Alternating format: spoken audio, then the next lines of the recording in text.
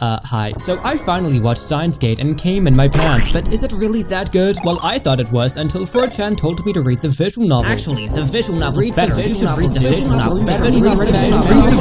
Read the visual novel! So 40 hours and 2 prolapsed anuses later, they were right. So I thought I'd give my hand and yap about what no anime viewer cares about and convince you to read the visual novel. The word visual novel kind of stinks though. Here's the thing, out of the many subgenres, it doesn't help that 6 or 7 of them alone, probably more, are associated with porn, and having a good plot is also considered its own entire genre. So finding out that Steins Gate is actually a visual novel adaptation is like finding out that your favorite YouTuber is Jewish. That's a joke. But despite what the community's gullible addiction may suggest, Steins Gate isn't actually full of that much porn. So fuck it, back to the original point. Is the visual novel as peak as they say? I say let's find out! Learn how to read. Is this step optional? I promise you, reading a 40-hour visual novel isn't as intimidating as it sounds. Because here's where it gets interesting. Switching from linear stories like anime onto visual novels with all their old endings and heroine routes can be jarring, but Steins Gate doesn't have that. If you don't mind being smothered by sweaty redditor flaps, that is, the optional routes are more like hypothetical endings and totally skippable. I kid you not, unless you really care about one of the characters specifically, skimming through a YouTube playthrough is more than enough. You can definitely ignore what the fanbase says. I mean, these are the same people who pioneered Big Chungus equals funny, but with that being said, I think it's time we finally stay on topic and talk about Steins Gate.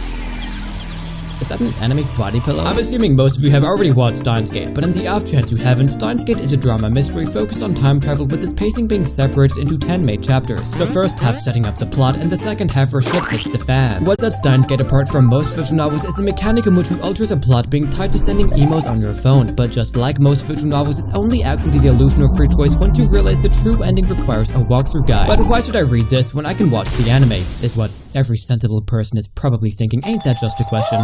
Besides the obvious shortening of its plot and horrific character deaths, don't worry, we'll get there. Anime is a business made to advertise its source material, so in an attempt to increase its accessibility, isolated Steins Gate into a self-contained plot. But the issue is Steins Gate isn't a self-contained plot. Now, I'm not gay or something, I like the anime too, but this inevitably results in an inferior work with its only benefits being accessibility and animation. To give an example on how bad this really is, the main fucking antagonists aren't even there.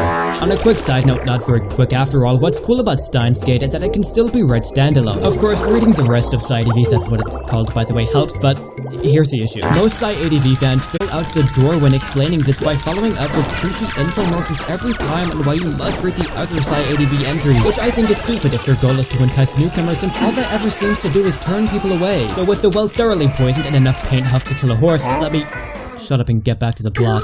Steins Gate kicks off running by beginning with a prologue by introducing us to our mad, more like bad scientist protagonist Okabe Rintaro and his childhood friend Mayuri, who he's definitely not fucking. Because she's 16 and he's 18. Who am I kidding? This is a visual novel. What's novel about this visual novel though is that Okabe thought it was a good idea to heckle in a crowd of 10, but before he could get kicked out and blame his mistakes on conspiracy theories, hears a blood-curdling scream and discovers a dead body of a girl he spoke to just 5 minutes ago. As a badass mad scientist, Okabe heroically pisses his pants, maybe comes, and flees outside to text his friend what just happened. However, before he can even send the tongue-tongues to her gif over Discord, everybody's disappeared. And oh, by the way, a satellite just crashed out of orbit, got it? Now, what's ironic is that we've only just finished the prologue and already hit the biggest point of critique. Because for a lot of people, this 30-minute prologue packed with more details I could fit in a summary was both boring and slow. On the other hand, anybody who's actually finished the novel would disagree. So what's going on here? Why do people take issue? Oh, I kid you not, every time I searched online about why people found the intro boring, the most common answer I got was because of Mayuri. Here's the thing, it seems the online opinion about this character is split between hating her or wanting to fuck her, which sounds funny on paper until readers abandon the novel out of frustration or continue while expecting porn. Therefore, I hypothesize as an unbiased expert that most people claiming the prologue was boring were either reading for the wrong reasons or bad as shit, I don't know man. Continuing with the plot onwards, the rest of the novel follows Okabe and his fat ass friends discovering a massive conspiracy in which CERN and the Committee of 300 used time travel to enslave the human race. And running alongside that is the overarching mystery of what actually happened at the end of the prologue, although simultaneously we watch as the protagonist discover and refine time travel for themselves until their efforts finally cultivate into this piece of shit. Yep, that's the time machine. Which is a good segue to talk about time travel! Time travel! Because what's cool about this time travel is that despite not really caring about the stuff, the time travel mechanics are so well explained that it became the most interested I've been in physics since anime physics. The fun part is that the believable science makes you feel just as invested as the characters. When Okabe makes a huge discovery, you feel just as stunned as he does, while simultaneously feeling smart for understanding half of what's actually going on. Now, I'm no physicist, but when a visual novel of all things has me wrapped with attention looking at Kerr Black Hole wiki pages, and I think it's doing something right. Okay, so let me break it down for you. The Steins Gate time travel mechanics works off the familiar topic of Einstein's general relativity and... Fuck, okay, let me dumb that down. When something has mass, it bends stuff around it. When taken to extremes like black holes, this bend is so intense, the dimensions of time and space mathematically switch places. Taken to the next extreme, a black hole's singularity spun with testicular torsion starts to drag the space-time with it. This results in a phenomenon known as closed time-like curves, in which the curvature of space-time links back to its past. So boom, time travel achieved, except, hang on. Black holes are dangerous, so we need to make it not as dangerous. In Steins Gate, this is done by removing the black hole's event horizon, which is then achieved by injecting with a negative electric charge so it spins faster. Cool, so in order to make these black holes, we need a particle accelerator, but Okabe and the gang are poorer than those people in math questions, so instead use a microwave and phone as substitute. And what's baffling is this actually works, and what's even more baffling is that only some of this science was made up.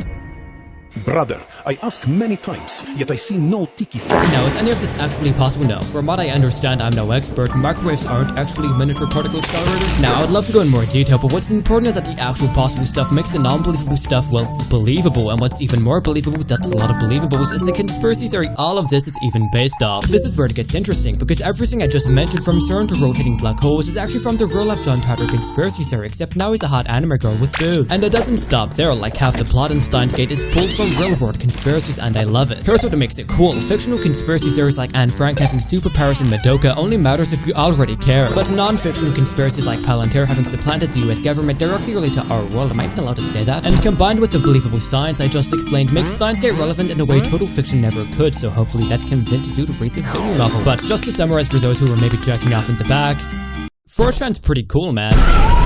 Okay, returning back to the plot, with the time machine completed and the halfway point crossed, we continue forward as Steins Gate runs through a series of time loops. What the fuck? While Okabe tries to stop the death of a certain someone. And it's past this point that the narrative device of time travel starts to really shine. I promise this is interesting. Here's the thing, despite being a time travel story, Okabe can't actually use time travel to save anybody he cares about. This is because in Steins Gate, time members are grouped into attractor fields which are defined by key events. Trying to leave this attractor field is impossible, and trying to stop said event is also impossible. So as Okabe tries to fight this fact, Steins Gate ultimately becomes a story about defying fate, where time itself becomes the main antagonist. And adding on to that idea are the characters themselves. You see, despite Daru and Kurisu being total geniuses, pretend I said that right, Steins Gate goes out of its way to humanize them. Because for the most part, the characters in Steins Gate are just normal people. So as you watch these average, sometimes below average people all work together to defy fate, Steins Gate kind of tells you that in a way they're just like us. And here's the main punchline, because if they can defy fate, then Steins Gate says so can we.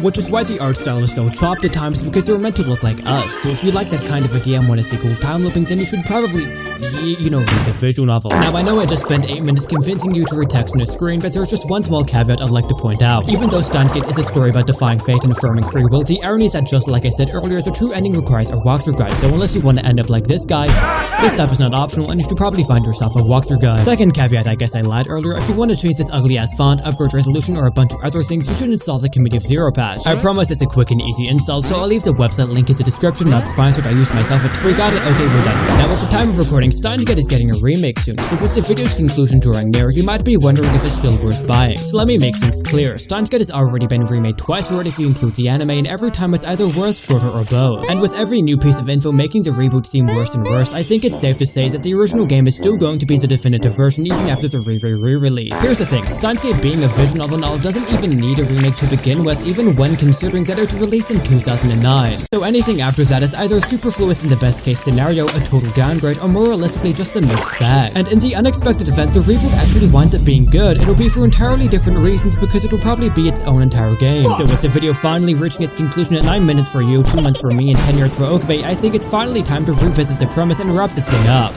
is the visual novel as Makise say. Wacky slay. Fuck no, it sucks. Here's why you should read the VN. It's got good science, good narrative, and isn't totally about porn. Here's why you shouldn't read the VN. It's got good science, good narrative, and isn't totally about porn. Hang on, wait a sec.